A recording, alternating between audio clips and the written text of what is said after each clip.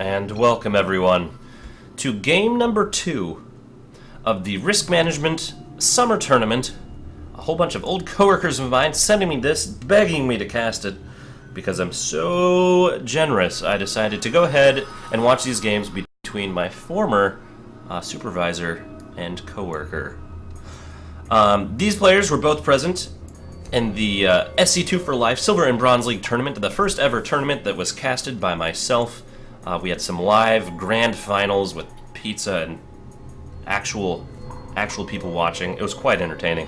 But here we are in game number 2 on this is Core Hall Compound. In the bottom left-hand corner of the map, we have the previously Protoss but presently Red Zerg player Lougarou. Lougarou falling down 0-1 in this series to his opponent, located in the top right-hand corner of the map, the blue Terran player Cricket. Look at him go. Building that Vespene Geyser like a champ. So, for those of you that don't know this map, which it might be for a pretty good reason, because this map was, I don't think, ever in the map pool, or if it was, it had a very short tenure. It's a pretty small map. It has a small choke down into the natural. The natural has a decently sized thing. It's easy enough to wall off, but it's not so small that it's really easy to wall off. The third base, though, is actually really difficult to take. There's this huge distance between it, where you're out and vulnerable. And then it has another big ramp on the side. And it's kind of awkward to take on a third base on this map, and I think that's why it never really made it into the big times. That being said, it's still a good map. It has some high ground that can be abused, and it has some decent watchtowers and a big open area that would be perfect for an engagement, but they never seem to happen out here. They always seem to happen over here or over here. So, interested to see what happens. Last game, Cricket opened up with a 2 and 3 Rex with a proxy. Not a proxy. It was more bunker rush than a proxy. But now, although he's keeping his opponent out in the dark, he does, in fact, it looks like he's going for a 1-1-1. So, we have an early barracks with a wall off, and then we have enough gas for a factory. If you're going for a true 1-1-1, we should see a gas thrown down here in just a moment. Whereas, in the meantime, we have, once again, a pool hatch out of Lougarou. This lets you get those queens a little bit earlier, and it lets you get the Zerglings up just in case something crazy happened. And last game, something crazy happened, so I can't blame him for going for pool hatch instead of hatch pool, which is a little bit more common. Also, the gas going down much earlier this time, and the Roach Warren started much earlier as well. One thing to note is that last time Lougarou went with the Evo chamber very early to get a Spore Crawler because he was worried about some sort of Banshee harassment, and that was not the case. There was actually 3 barracks, and I think that's a little bit why he was a little bit underprepared. He spent some minerals that didn't actually get much done in that game, but this game, it actually could be a threat. I would not be surprised to see. He's got a whole bunch of Vespene stocked up. There goes, is it 2-port Banshee? Or is it just 1-port Cloak Banshee? He's got a whole bunch.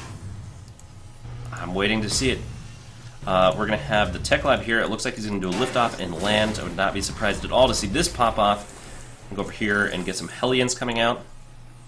He's just going to keep it on there. In the meantime, Lougarou back here has got 2 queens down there. Ooh, he's going for some multiple queen action. Not quite the 4 to 6 queen opening that Scarlet popularized to get excessive creep spread outgoing, but 3 is a good baseline. It also allows you to wall off this with just queens. If you see Hellion harassment, you can actually just park the queens here, and they make a wall, and Hellions will have a hard enough time dealing with it that it's kind of a big deal. There goes the switcheroo. There goes another Tech Lab. Another barracks. So only 1-port Banshee. A whole bunch of extra gas. Interested to see what he's going to do with that in the future. And it looks like at this point in time, Cricket's actually got a definitive worker lead, and I think it's because Luger is feeling a little bit under the gun from the previous match. So he's trying to get some units out early, but doing that, he's sacrificed economy. He's only at 17 drones. There's no mules either So the economy for cricket should actually be much, much higher. Let's see that mineral income skyrocket as the mules start falling down. Bam! It's up in the 800s, or is it down into the 900? Nice. Mules. So the Terran's a way of getting back into a game. You can actually get rid of a lot of your SCVs in the late game if you have enough orbitals, as you can simply... Well, that's frustrating, this is Zergling. Not even trying to leave. Can't run away from that thing anyway. We do see the lair coming up.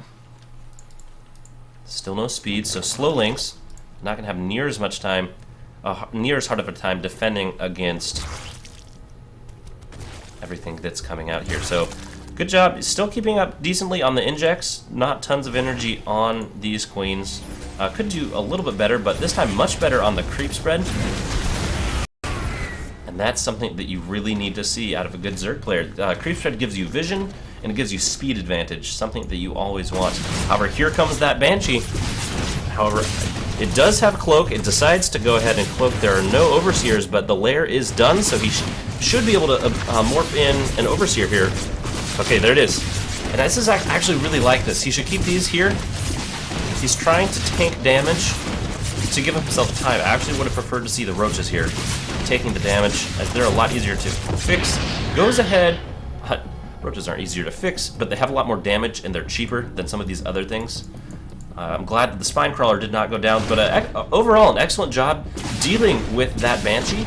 Although it looks like the Banshee production is still underway, and this could actually cause quite a bit of problems, mostly on the offense. Defensively, he should be pretty much okay given his high queen count. But these roaches here are just taking a massive beating. But what I was saying before was that I actually prefer to have roaches get shot than anything like workers, or most of the time even than defensive structures, just because they're so cheap and they're relatively durable. It takes a long time for them to die. Ooh, getting a decent few shots off there, but those tanks on the high ground are going to cause some real big issues. But the roaches are paying for themselves. Look at that. Taking out some workers, getting himself back into the worker count game, at least to some extent, and delaying that expansion. Also want to point out that at this point in time, Cricket has got a huge bank, but nothing to spend it. Well, he's not been spending it. Another point of not contention, but another thing that he's been working on for some time is his overall macro, and it has improved, I do believe, although there still are few places to work on. Although, what's interesting is that with the 1-1-1, that's painful. Look at all those things. Oh, the auto attack is going to get those roaches killed. I think he's actually just going to leave them back there and try to continue to further deny that expansion. We do have another Banshee over here. Oh, two more Banshees. And the Spire, oh, that's not, I thought that was a Spore Crawler previously. A lot of drones going down here. This could actually be very game-changing out of Cricket. No more energy, not enough for a cloak. Not enough for anything. Where's the air defense? Looks like he's going to wait actually just for the Spire to finish. That's forever. All of the workers do go down. We're down to 8 workers. This is looking very bad out of, for Lougarou. There's not much he can do about this. The Spore Crawler here is in a bad place. Where's the other? Got canceled. It was so close. Okay.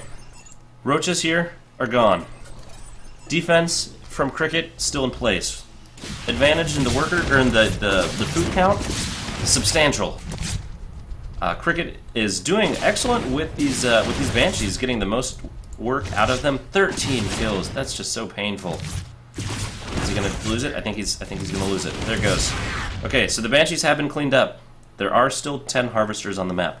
The Spire has been taken out or has been canceled, so there's not even a chance of that. Lougarou threw down a defensive changeling. It's always comical.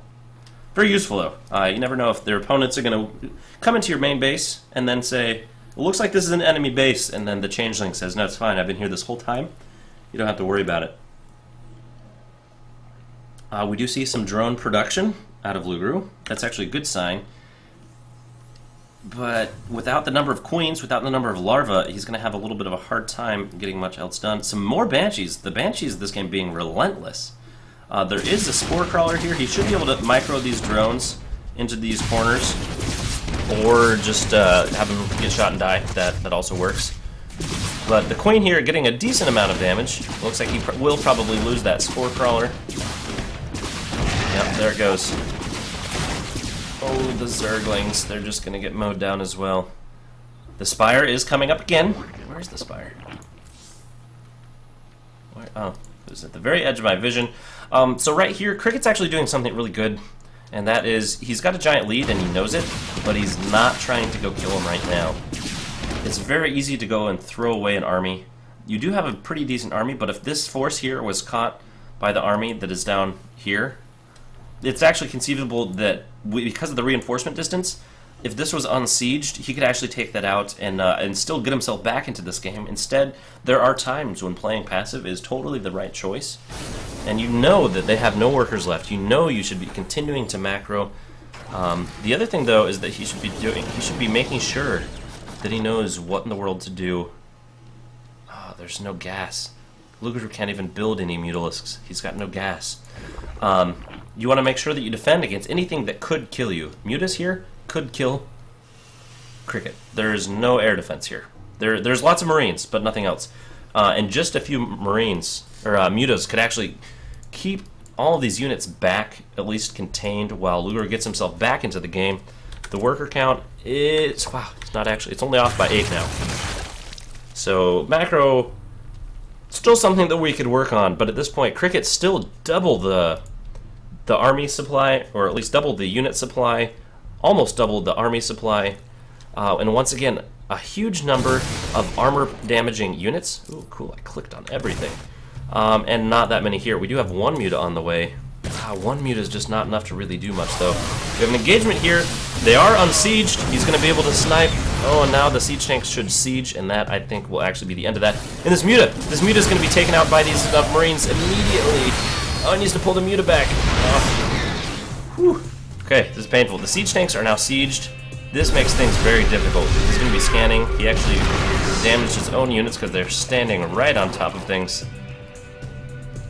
Get some vision on the front. Ooh, playing Leapfrog. Another very useful childhood game. And now, the Zerglings. This is what should have come out last time. The number of Zerglings is actually pretty important. There's no upgrades on anything, so this could be really interesting. But I do think that overall, good choice there, actually. This forward auto turret. Auto turrets are like double Marines with quadruple Marine hit points. They actually last quite a while, and they provide a little bit more restriction of movement. The Zerglings coming in, not getting enough done. They didn't really have much of a choice, though. They couldn't get out, and they couldn't escape.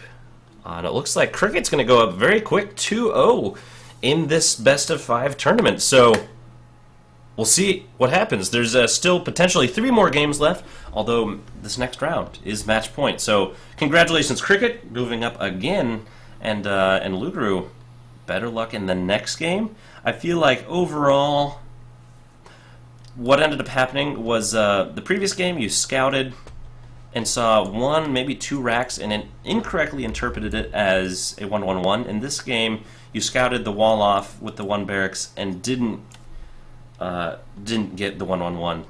You did have this Overlord in place. You could have scouted in to see if there was in fact a Banshee with a tech lab on it. This is actually a starport. So other than that, I feel like everything was good, but when you're down to 8 workers, it's really hard to get back in the game, even if you're Flash. So either way, I still feel like the series is very close, and I would not be surprised to see it go quite a bit further. So hoping for another very exciting game number 3. We'll be back in just a moment.